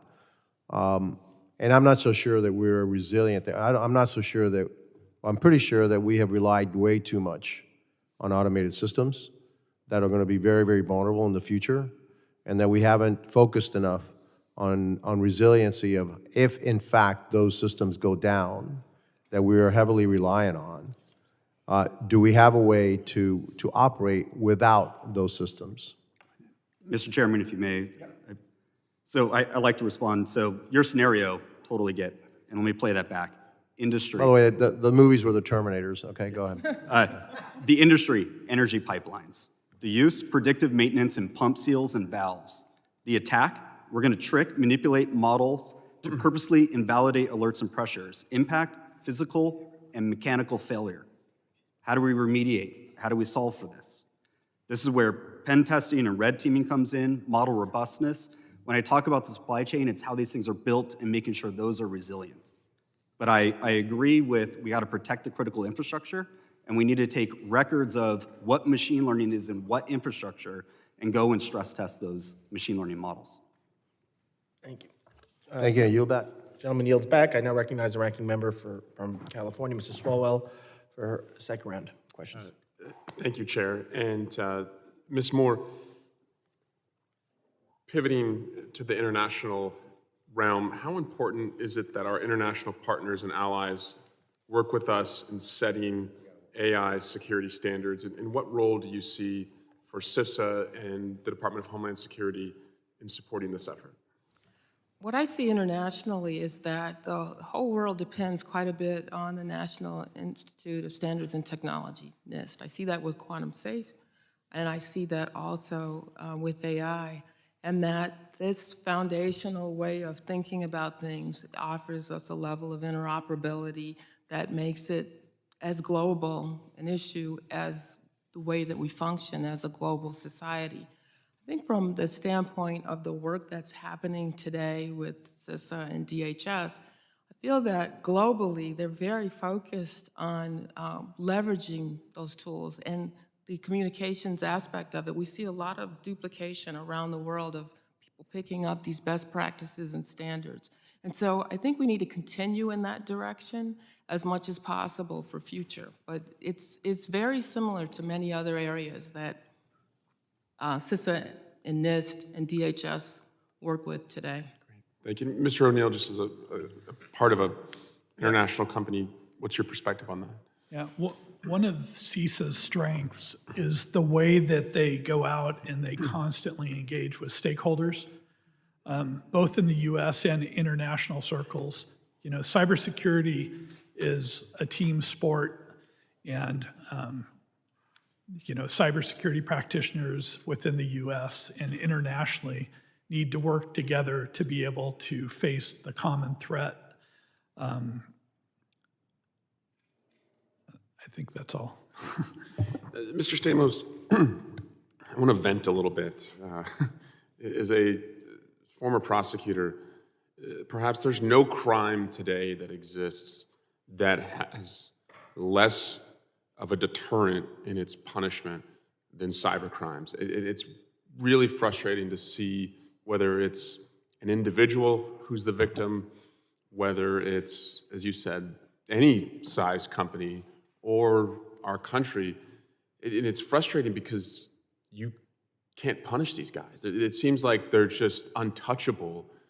And wanted you to maybe talk a little bit about, like, recognizing that if these attacks are coming from Russia or China or other Eastern European countries, many of them are not going to recognize a red notice. So we could work up a case and send a red notice to Moscow, like they're not going to go grab these guys.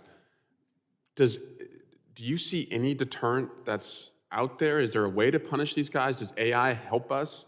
And I know we have our own limitations on going offensive for private companies, but should we re-examine that? How do you impose a cost on these actors who are just savage in the way that they take down our individuals and companies? Yeah, I mean, it is extremely frustrating to work with companies and to watch these guys not just demand money, but text family members of employees and do ACH transfers from small vendors just to intimidate them and to laugh about it effectively.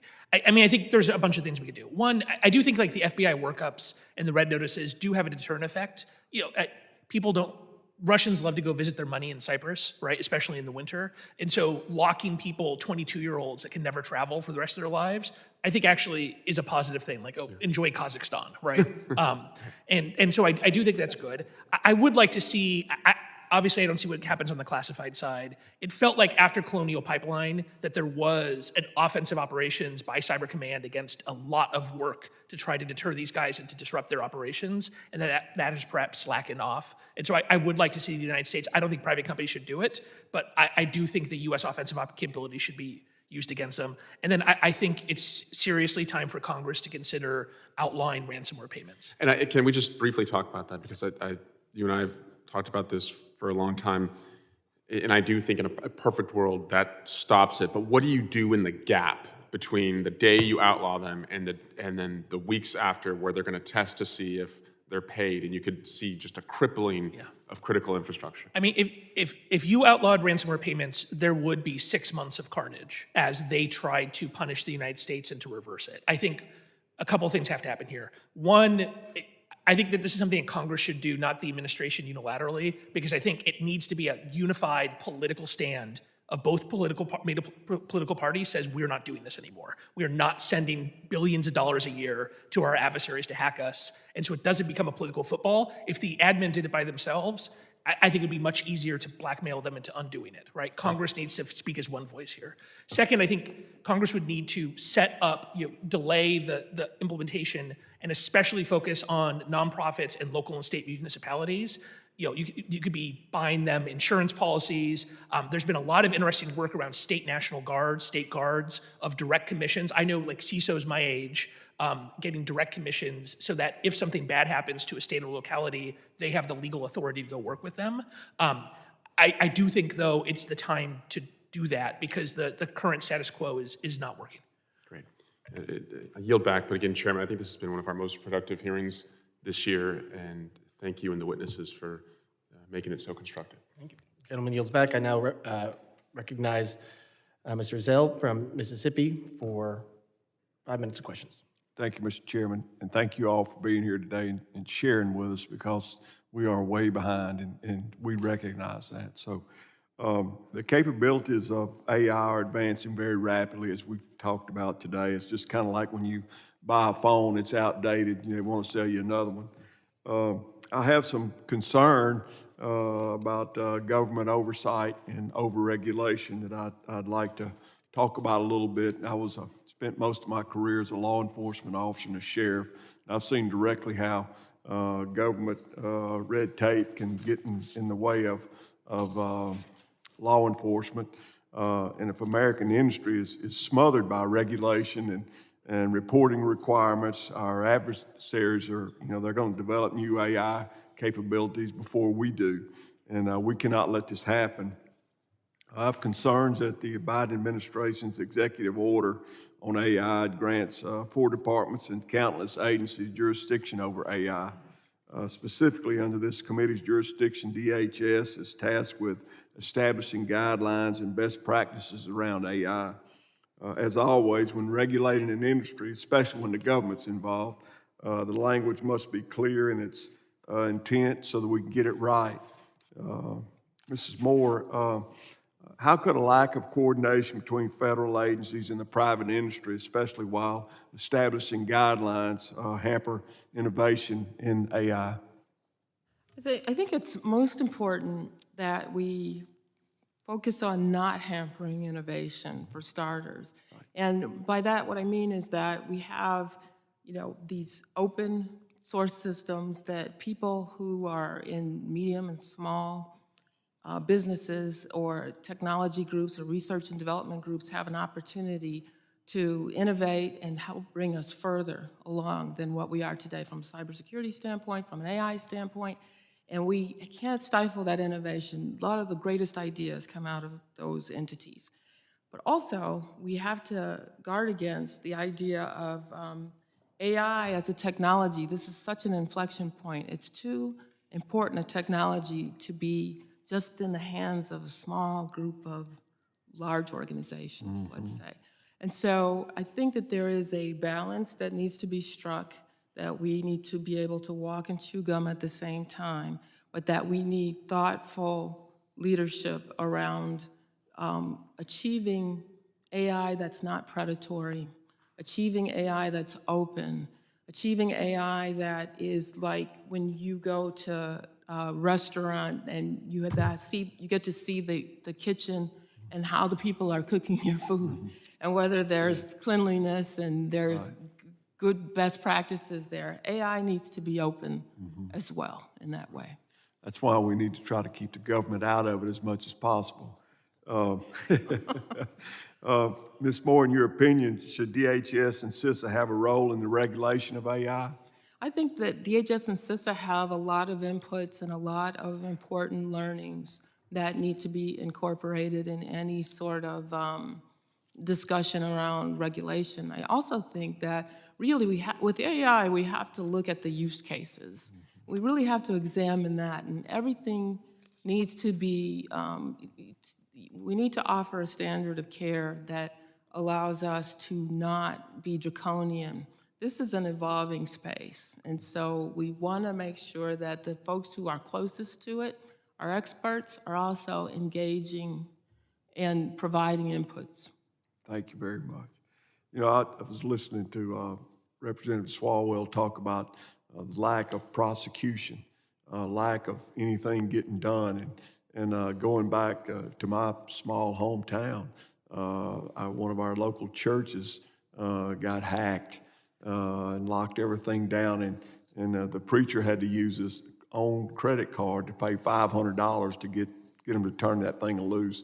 Our hospital system was hacked, and it's just, you know, it goes on, and it seems like there's just no recourse. It's almost like credit card fraud sometimes, and as a law enforcement officer, I've seen so many victims out here, and there's hardly anything that can be done about it. Would any of you like to expand on that just a little bit? If I may, sir, I think you're totally right. I think one of our problems is we have the serious gap in law enforcement between local and the FBI. If you're a big company, you can call an FBI agent, you can get 3 or 4 of them on the phone with you, they will be as supportive as possible. If you're Mr. Luttrell's flower shop or the church in your district, they're not gonna get an FBI agent on the phone. And if they call the local police, generally those folks are not prepared to help with international cybercrime. Yeah, we're not. And so I do think there's a gap here that Congress should consider of how to fill. A good example where this has been positive is in what called the ICACs, which is the child safety world, which I've done a bunch of work in, where the creation of local folks who are then trained and supported by federal agencies to do child safety work. And in the end, it's local sheriff's deputies and local detectives, but they can call upon investigative resources from the Secret Service, from the FBI, from HSI. And I think something like that around cybercrime of investing in the local capabilities would be a good idea. Thank you very much. And Mr. Chairman, I yield back, and thank you all for being here today. Thank you, Mr. Ezell. Gentleman yields back. I now recognize Mr. Carter from Louisiana for 5 minutes. Thank you, Mr. Chairman. Ms. Moore, you mentioned in your earlier comment about IBM and the efforts that you have with HBCUs. Can you expound on that, as we know that HBCUs have been the target of many cyber attacks? Yes, indeed. So we developed a program where rolling out these skill sets or these CLCs, they're cyber leadership centers, in HBCUs around the country. So there are roughly in 11 different states, but 20 of them. And working with the faculty and working with a liaison within the HBCU to develop and to share curricula that we've established that is very professional grade in terms of our own expertise that we bring to it. But we recognize that there's a tremendous amount of talent everywhere, and that we really have to pursue, with the skills gap that we see in cybersecurity, it's kind of as someone mentioned on the panel here, a team sport, and we need all hands on deck. And we also need to ensure that communities are not left behind, that everyone has an equal opportunity to be able to learn the skill sets and have the credentials necessary to work in this important field.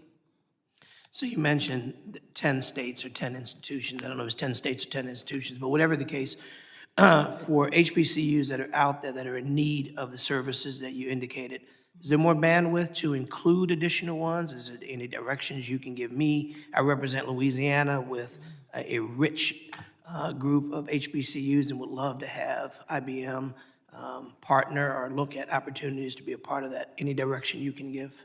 Well, it's 20 centers across 11 states, and we'd be happy to talk to you about what you would like to see happen there in Louisiana. Fantastic, thank you. Mr. O'Neill, with the emergence of AI, are you concerned about what this means for academia, for students using ChatGPT or others for term papers or research, or the validity of students following an exercise or an assignment without cheating, if you will, through AI? Yeah, I'm concerned about that, but it also enables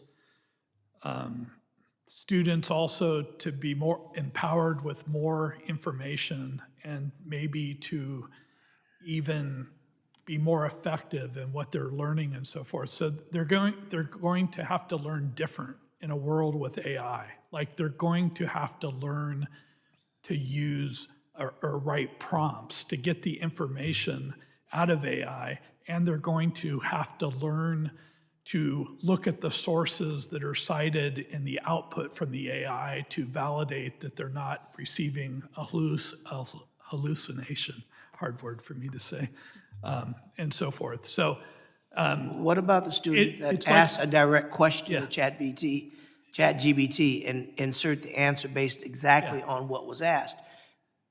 What about, how do we determine the validity of that? How do we make sure that students are not misusing?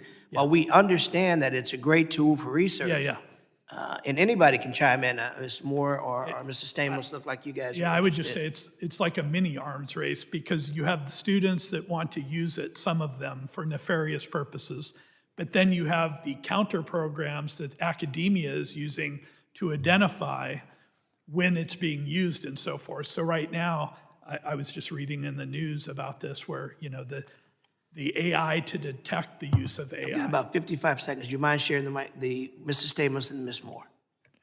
Yes, I mean, I teach 2 classes at Stanford, and this is a huge discussion among the faculty, is how do you give an essay in the modern world? I mean, I think one of the great things about AI is it is going to even out the playing field in that people who have lacks of, business email skills, perfect English and such, the AI will be a huge help, but you don't want to give kids that crutch as they get there.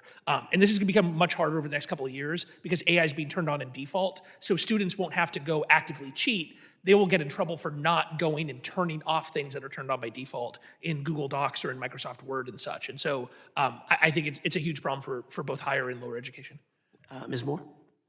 I would just say that the space is evolving and that there are many tools that are out there to detect this in papers and research work and that sort of a thing. But you have to remember that generative AI looks and scans all of the work that's out there, and a lot of people have a lot of work out there. And so being able to defend against that, and also being able to make sure that there is critical thinking happening in universities and critical thinking happening still for students, even though they have this magnificent tool. I recently had a friend whose daughter had to appeal the university because she was accused of that, of having used a generative large language model. And in reality, she was very prolific on the internet, and it was picking up her own work. So we have a ways to go with these technologies. Yeah. Thank you. My time is evolved. Thank you. Gentleman yields back. I now recognize Ms. Lee from Florida for a second round of questions. Thank you, Mr. Chairman. Mr. Swanson, I'd like to return to something you said a little while back, which was a comment that 80% of open source software is at risk. I know you touched on this as well in your written testimony and specifically encouraged this committee and Congress to support certain measures, including bug bounty programs in foundational artificial intelligence models that are being integrated into Department of Defense missions and operations. Would you share for us a little bit more about how bug bounty programs specifically could help in that kind of program, and any other specific things you think Congress should be looking at or considering in helping protect our infrastructure and critical systems as it relates to AI? Thank you for the question. Appreciate it. My statement was 80% of the components, the ingredients used to make AI, come from open source. As such, protecting open source is really important. So what is a bug bounty program? A bug bounty program basically gets to a threat research community and focuses them to find vulnerabilities.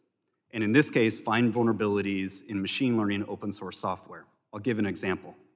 Through this research, through a bug bounty program, we were able to find a critical vulnerability in what's called a model registry. What is a model registry? It's where we host machine learning models that power AI. What was the exploit?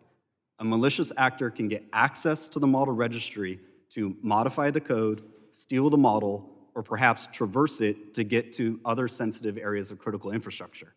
NIST and MITRE gave this a critical vulnerability score.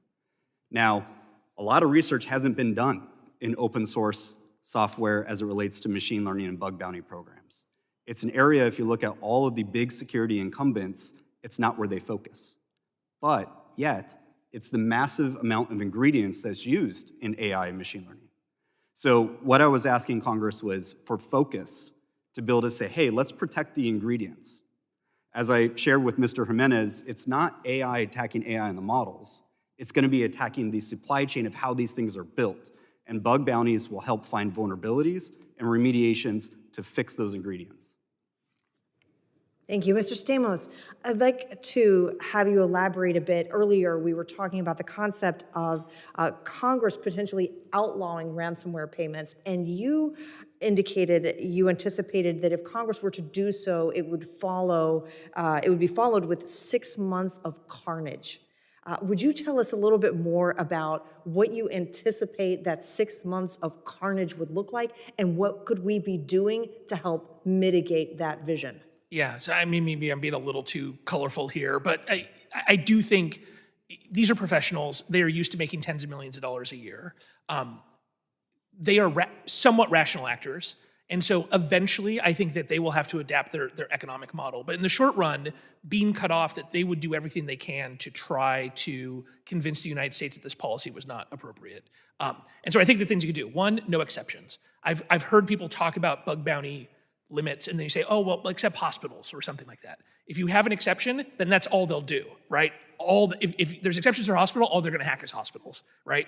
And so it's terrible, but we'd have to live through the president getting up there and saying, we're not negotiating with terrorists, we are not paying this bounty, it's terrible for the people who live in this place, we're gonna give them as much support as possible.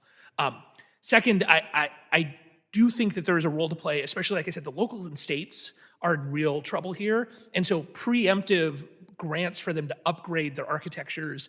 When we usually see these bug bounty, or I'm sorry, these ransomware actors are really good at breaking the networks that are built the way Microsoft told you to build them in 2016, right? That's kind of a very traditional, not to get too technical, but Active Directory, SCCM, like a very traditional Windows network that the bad guys love that. And that's how your local states, your counties and such. And so an aggressive move to try to get them onto more modern technology stacks is something you could do in that run up. And then I think the third is, like Mr. Swalwell was talking about, trying to impose costs on the bad guys. That in that active time in which they are trying to deter the government from standing strong, that you're also actively going after them, you're doxing them, you have the FBI indicting them, you have Cyber Command, destroying their command and control networks and such. And eventually they would have to change their business models to match. That wouldn't make the world, that wouldn't all of a sudden America be totally secure, but it would get rid of this cycle of these guys being able to get better and better, both by practicing their craft all day and also collecting all this money and building these huge networks. Thank you, Mr. Stamos. Mr. Chairman, I yield back on time. Yields back on time. Actually, 1 second. We'll give that to Mr. Menendez. Mr. Menendez, I now recognize you for 5 minutes for second round of questions. Thank you, Mr. Chairman. I just want to return back to the risk that AI poses to election security. I appreciate Mr. Stamos' answer. I just want to quickly open up to any of the other witnesses if they'd like to expand on it. Okay, so let me ask a question. How can CISA best support election officials in combating the risk? Mr. Stamos, I'll go back to you. So not just about AI, but the kind of coalition that came together to protect the 2018, 2020, 2022 elections has fallen apart. And I think Congress has a role to play here. This is due to investigations elsewhere in the House, into civil lawsuits. There's a lot of arguments over what is the appropriate role of government here. And there are totally legitimate arguments here, right? There are totally legitimate arguments that there are things that the government should not do, especially when we talk about mis and disinformation. Instead of this being a 5-year fight in the courts, I think Congress needs to act and say, these are things that the government is not allowed to say, this is what the administration cannot do with social media companies, but if the FBI knows that this IP address is being used by the Iranians to create fake accounts, they can contact Facebook, right? And that, recreating that pipeline of Cyber Command and NSA to the FBI who can help social media companies stop foreign interference, recreating that, I think, is a super critical thing, and only Congress has the ability to do that. Got it. And just looking through the election system, how can we support our local election officials who face some of the same challenges small businesses do in terms of fewer resources, but having the same challenge arrive at their doorstep? Yeah, I mean, so traditionally this has been the role of the election infrastructure ISAC and the multi-state ISACs, in that, unlike any other developed economy, we have 10,000 election officials who run our elections, and that does provide security benefits in that it would be extremely hard to steal the entire election because you have so many disparate systems, so many different ways of counting and such, but it also makes it much easier to cause chaos. So I think reaffirming CISA's role as a supporter here and reaffirming the role of the ISACs as providing that level of support is a key thing, because that's, again, something that's kind of fallen apart since 2020. Are there any other considerations that we in Congress should be thinking about as we go into 2024 with respect to election integrity? I mean, I guess there's a bunch. I think the other thing that a number of people have proposed, a colleague of mine, Matt Masterson, came and wrote a report with us at Stanford on the things he would do. And so I'm happy to send you a link to that. But there's been discussion of creating standards around, what audits look like, what does transparency look like and such. I think it would be nice to see the states with a push from the federal government to more aggressively mentally red team their processes to see how does it look to people. That if you have rules that you're counting, it takes you 2 weeks here. In California, it takes us forever to count our ballots because of a bunch of different rules.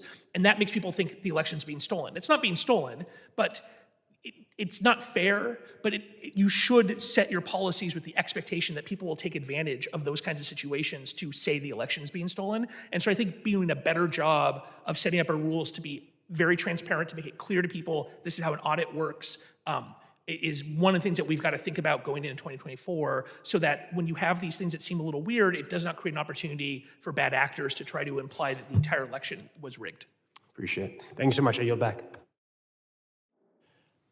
Gentleman yields back. I now recognize myself for the last 5 minutes of questions. I'll start with Mr. Swanson. The EO directs DHS to establish an artificial intelligence safety and security board. How can the secretary best scope the composition and mission of the board, and what kind of perspectives do you think the DHS should ensure are represented? Yeah, thank you for the question. I think for the composition of the board, it needs to be a board that technically understands that artificial intelligence is different than your typical software. That's first and foremost. The second part is the actions of that board is we need to take an inventory. We need to understand where all of our machine learning models are, the lineage, the provenance, how they're built, and only then do we have the visibility, the auditability to actually secure these. Mr. Stamos, quick question for you. I lied, I'm not going to be the last person to speak. CISA's information sharing mission is crucial. Do you think CISA has the tools it needs to be able to notify entities of potential AI threats? Is CISA's ability to issue administrative subpoenas sufficient? So the administrative subpoena thing, my understanding, is mostly used for if you find vulnerabilities and you can't assign them to a specific, here's an open port and we think it's a dam, but we're not sure exactly who it is, that you can find out who that is. What I would like to see is, I think it would be great to follow on what Congress did of centralizing cyber incident reporting to some equivalent around AI incidents that, effectively blame-free, regulatory-free, that, you have a free. I'd like to see a model more of what happens with aviation, where if there's a near miss, you can report that to a system that NASA runs, and nobody's going to sue you, nobody's going to take your license away. That information is used to inform the aviation safety system. I'd love to say the same thing out of AI. I don't think CISA has that capability right now. So subpoenas are useful, but something like CISA would be, like we did with the. I just feel like the subpoenas are for a very specific thing. The key thing we need is we need defenders to work together. And right now, the lawyers don't let them. And so finding out what those barriers are that make the lawyers give that advice and taking those barriers down, I think is a good idea. Mr. O'Neill, I'm concerned about the use of AI further exacerbating the risk associated with the interdependencies across critical infrastructure sectors. Does your sector understand the risk associated with these interdependencies and AI? What are you doing to mitigate that risk, and is there more that CISA can do to help? Thank you for the question. Working for Hitachi, we work in multiple sectors. So we have a company focused on energy, company focused on rail. The subsidiary I'm in is focused on critical infrastructure like data storage and stuff, helping companies be more resilient and so forth. What we're doing as a company is we're getting the people from all of the sectors together, and along with our cybersecurity experts, and we're going through the use cases ourselves in the absence of regulations to look and do threat modeling and so forth, and look at the use cases so that we can help these critical sectors be more effective in protecting what they do. And what was said earlier in regards to a mass event where the technology is unavailable and the critical sectors thus are unable to function. The thing that I think CISA could do, again, is helping bring some business acumen at looking at the problem of how to recover and what the mission is, and being able to deliver the mission of the critical infrastructure, maybe in the absence of the technology being available. When I worked at a health insurance company, one of the things we did is we approved people to get medical procedures, in an emergency. So we went through scenario training that said if that technology fails, we're going to fail open and we're going to approve all the requests come in and we'll sort it out later. So no one would be denied care. That would be an example. Thank you. Thank you, Mr. O'Neill. And lastly, Mr. Swanson, how do you expect malicious actors will leverage AI to carry out cyber attacks? Do you think the efforts to use AI for cyber defense, and do you think the efforts to use AI for cyber defense will progress faster than efforts to use AI for offensive cyber operations? Yeah, that's a great question. I always think it's going to be a give and take here. It's going to be hard to stay one step in front of the attackers. What I will say is, as long as we understand the foundation of how these things are built and protect that foundation, then we're going to be less at risk for these attacks. That's where the focus needs to be. Thank you very much. My time is up. I now recognize Ms. Jackson Lee from Texas for 5 minutes of questions. I thank you for yielding, and let me thank Ranking Member Well for a very important hearing. I'm probably going to take a lot of time reading the transcript, having been delayed in my district, but I wanted to come in the room, first of all, to express my appreciation that this hearing is being held, because I've been in discussions in my district where I've heard, and media commentary, that Congress has no interest in regulating or understanding AI. I want to go on record for saying that we as members of Congress have been engaged in task force. I'm a member of the task force led by a bipartisan group of members. I know that the ranking member and others, we have been discussing the cruciality of AI and how we play a role. It is not always good for Congress to say, me, I'm here to regulate, and not ensure that we have the right roadmap to go forward. So, Ms. Stamos, if I have asked you questions that have been asked and answered, forgive me, I'd like to hear them again. And in particular, let me start off by saying you mentioned in the last page of your testimony that it is important for policymakers to adopt nimble policies. This is something that I am very wedded to. I don't know if I'm right, but I'm very wedded to, because AI is fluid. It is something today, it was something yesterday, and it'll be something tomorrow and then the day after. But NIMA policies and safeguards in collaboration with the private sector, how would you recommend we implement that? And in that, would you please use the word, should Congress, is there a space, a place for Congress to jump in and regulate? Again, this is a fluid technology that is moving faster than light, I would imagine. But let me yield to you. Yes, Congressman. I mean, I think you made a very good point about the being flexible here. My suggestion on AI regulation is to do it as close to the people it's impacting as possible. So the people you can learn from what not to do here would be Europe, right? So with the Europeans, in that the European Parliament believes that effectively every problem can be solved by regulating the right 5 American companies, right? And the truth is with AI is, while it feels like 5 or 6 companies are dominating it, the truth is that the capabilities are actually much more spread out than you might tell from the press because of open source, like Mr. Swanson's been talking about, and just because of the fact that my Stanford students build generative AI models as upper division class projects now. That is just something they do in the spring to get a grade. And so what I would be thinking about is— These are students who have not yet become experts. Right. But I'm saying, like, they go out into the workplace and they go necessarily work for an OpenAI or a Microsoft or a Google. They can go work for an insurance company, and the way that they will be building software for State Farm in the future is going to be based upon the basic skills that they've learned now, which includes a huge amount about AI. And so my suggestion is regulate the industries that have effect on people about the effects. The fact that it's AI or not, if an insurance company makes a discriminatory decision about somebody, it is the discriminatory decision that should be punished, not the fact that there's some model buried in it. And I think it's not going to be effective to try to go upstream to the fundamental models and foresee every possible use. But if it's misused in medical purposes, if a car kills somebody, if a plane crashes, we already have regulatory structures to focus on the actual effect on humans, not on the fact that AI was involved. So how would you reach AI? What would be Congress's reach to AI, where Congress could say, on behalf of the American people, we have our hands around this?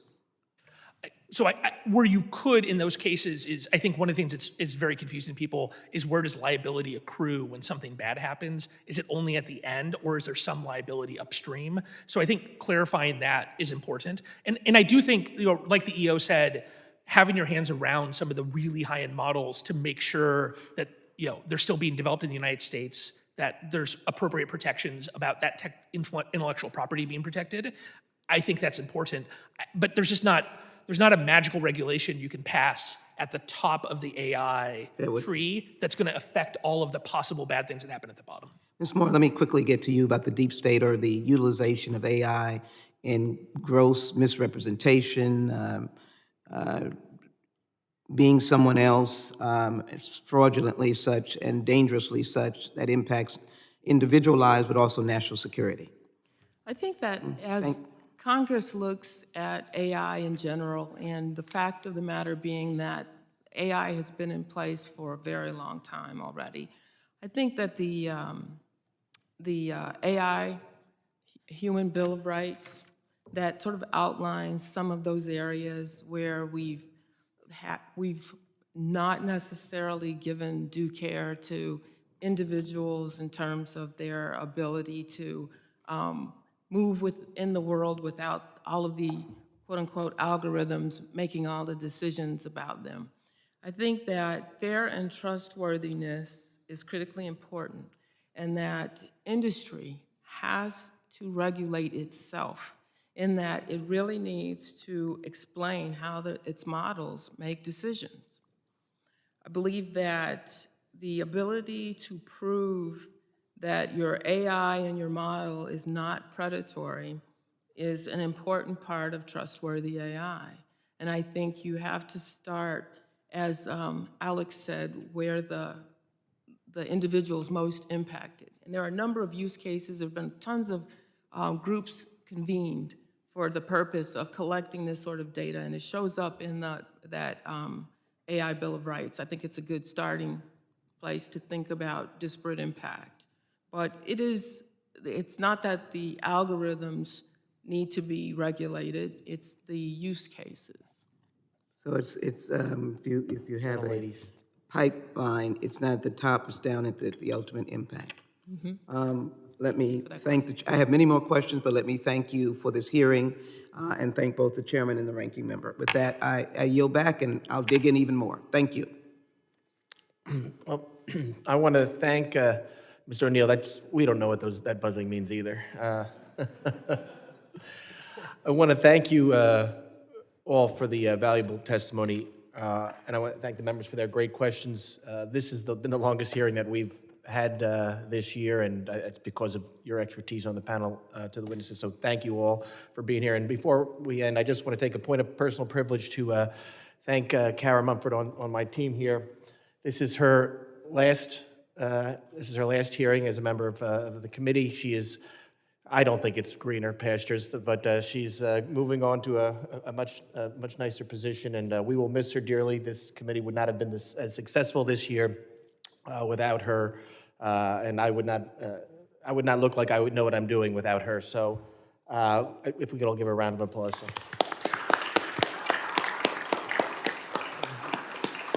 All right. So the members of the subcommittee may have some additional questions for the witnesses, and we would ask the witnesses to respond to those in writing. Pursuant to the Committee Rule 7D, the hearing record will be held open for 10 days. Without objection, this subcommittee stands adjourned.